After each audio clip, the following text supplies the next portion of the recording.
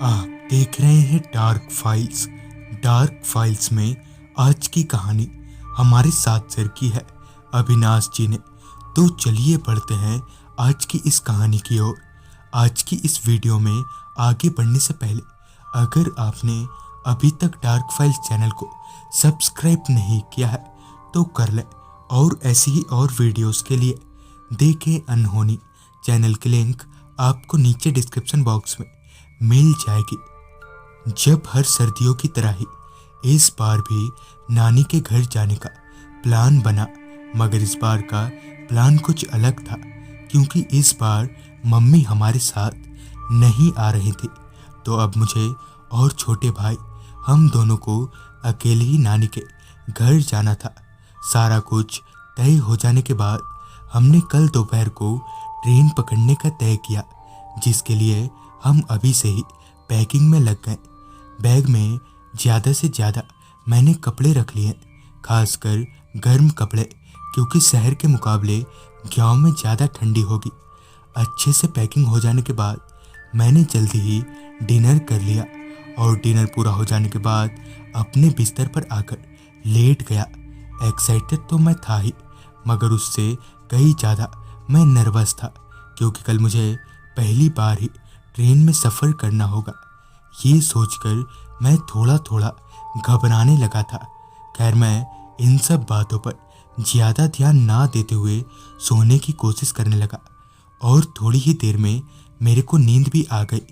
अगली सुबह मैं जल्दी ही सोकर उठ गया और दोबारा से अपना बैग एक बार फिर चेक किया कि कहीं मैं कोई चीज़ बैग में रखना तो नहीं भूल गया, मगर ऐसा नहीं था। मैंने सब कुछ बराबर अपने बैग में रख लिए थे। हमारी ट्रेन दोपहर के 12:15 बजे की थी। तो ठीक ट्रेन के प्लेटफॉर्म पर लगने से पहले हम लोग स्टेशन पहुंच गए। पापा हमें स्टेशन छोड़ने आए थे। ट्रेन के सीट पर बिठा देने के बाद पापा वहां से चले गए, और यहीं से भाई को लेकर मेरी जिम्मेदारी शुरू हो गई। थोड़ी ही देर में ट्रेन अपने निर्धारित समय पर वहां से खुल गई। सीट पर बैठा मैं बार बार अपने ऊपर रखे बैग पर ध्यान दिए जा रहा था, ये सोचकर कि कहीं मेरी बैग चोरी ना हो जाए। जब लगा कि बैग को कुछ नहीं होगा, तो मैंने अपने जेब से मोबाइल निकाला और गेम खेलने लगा।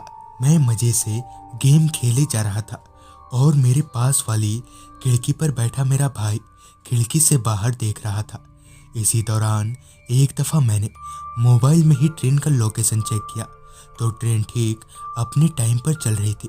तो मेरे लिए अभी तक कोई टेंशन वाली बात नहीं थी, लिहाजा मैं बेफिक्र होकर वापस अपने काम पर लग गया, यानी फिर से गेम खेलने लगा। मैं अभी गेम में मसरूफ़ हुआ ही था कि एकदम से मेरी ट्रेन की रफ्तार धीमी होने लगी। मैंने खिड़की से बाहर झांककर देखा तो बाहर ना ही कोई स्टेशन था, और ना ही किसी ने ट्रेन की चैन पुलिंग की थी। तो ऐसे में भला ट्रेन क्यों रुक गई? अब लगभग शाम हो गई थी। सूरज की जगह अब चांद ने आसमान पर रोशनी बिखेरना चालू कर दिया था। इसी बीच गेम खेलते दौरान मैंने फ़ोन की बैटरी पर ध्यान दिया, तो अब बस 2% बैटरी ही रह गई थी। लिहाजा मैंने अपना फ़ोन तुरंत ही जेब में रख दिया। अब ट्रेन को वहाँ रुके हुए करीबन 1 घंटा जैसा हो गया था, मगर अब भी कुछ पता नहीं चल पा रहा था कि ट्रेन के रुकने की वजह क्या है।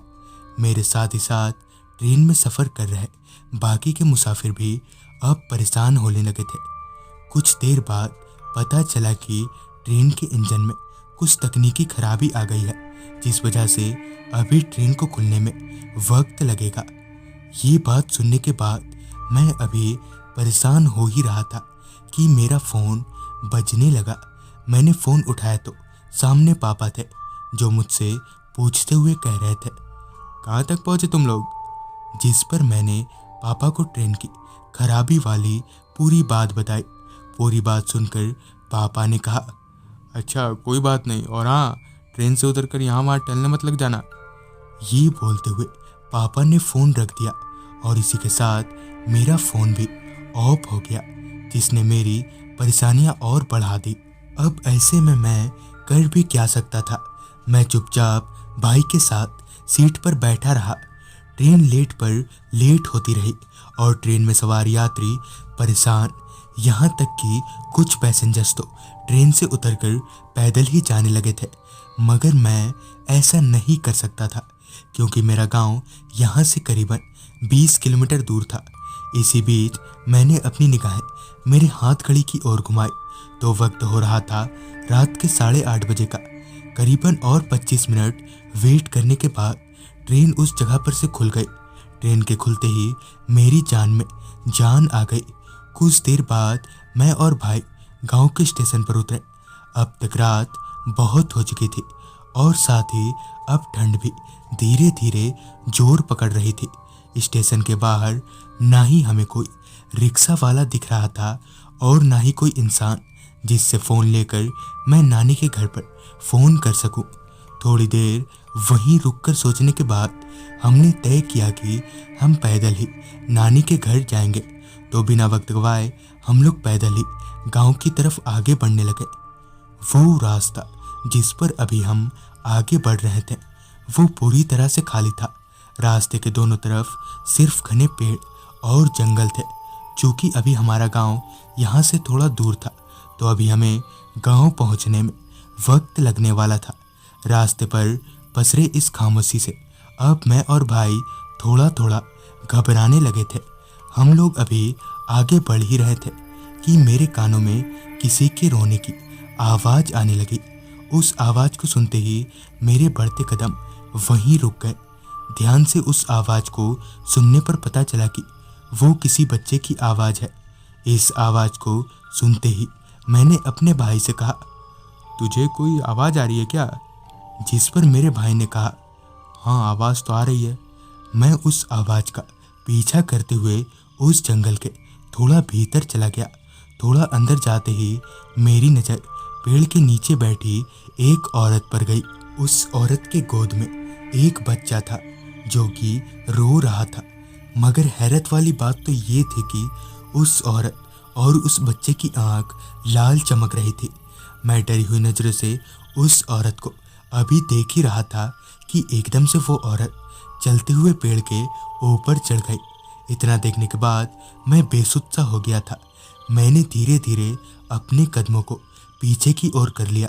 सड़क पर आते ही मैंने अपने भाई का हाथ पकड़ा और भागते हुए सीधे गांव पहुंचा। मैंने घर वालों को पूरी बात बताई तो उन्हें मेरी बात पर यकीन नहीं हुआ। मैं आज तक ये नहीं समझ पाया कि वो औरत और वो बच्चा कौन था। तो दोस्तों, ये थी अविनाश जी की भेजी गई कहानी।